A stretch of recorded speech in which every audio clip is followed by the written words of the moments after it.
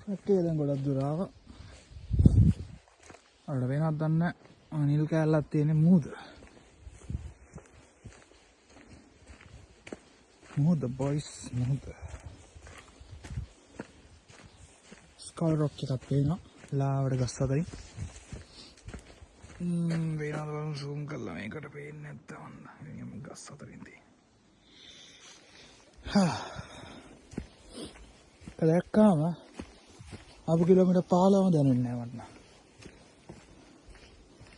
අන්න ලාවට පේනවා. ඒකට බෝට්ටු එකක් තියෙනවා. ඒකට මෙච්චර හයික් එකක් එන්න ඕනේ නැහැ.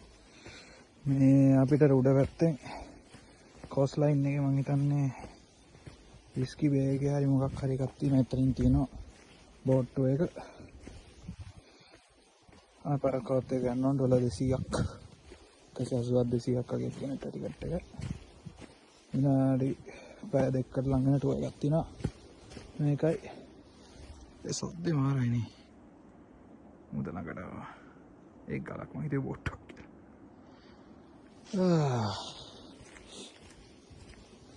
මේ ට්‍රැක් එක නැත්තර ආපු සෙට් එකත් එක ටිකක් අමාරු එකක්. ඔය කොඩ්ඩක් ගත්තෙත් නෑ. ඔයත්ම තල්ල ගන්න ඕන හින්දා. ගල්ල උඩ යනකොට පොඩ්ඩක් පරිස්සම් වෙන්න ඕන කොණ්ඩ හදා ගන්න තියෙනවා. safety first. ඔය safety first නැත්තම් නික් ඔක්කොම left යනවා. ගන්න මිනිහෙක් යාම එක්කත් නෑ මං හිතන්නේ. කිලෝමීටර් 10-15කට. කාර් පාක් එකේ තමයි මිනිහෙක් මම දන්නේ. කිලෝමීටර් 15ක් විතර තියෙනවා. හයික් එක 15.8යි.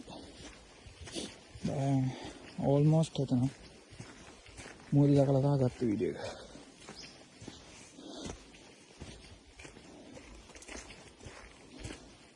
ට්‍රැක් එක මම ලස්සනයි ඉතින්. පොඩි දේවල් කරන නොටිස් ගන්න මාරයි.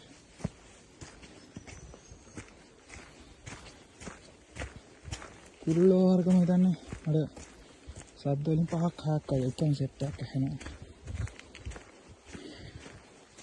ඒ වර්ග සෙට් එක ඇත්තේ මේ තව ඇති සද්ද වලින් කියන්නේ.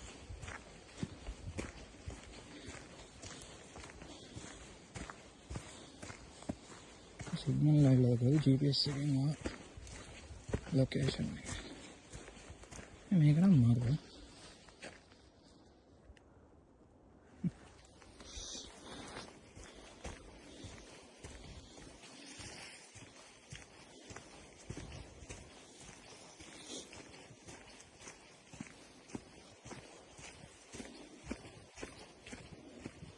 ඔන්න ක්ලියර් view එකක් කරා මූදේ.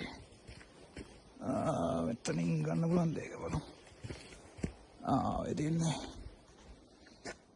යප්. ඒක තමයි බෝට්ටු එක යන්නේ. හරි බලමු ඉස්සරහින්. දැන් විනාඩි 20ක් වගේ මට යන්න තියෙනවා.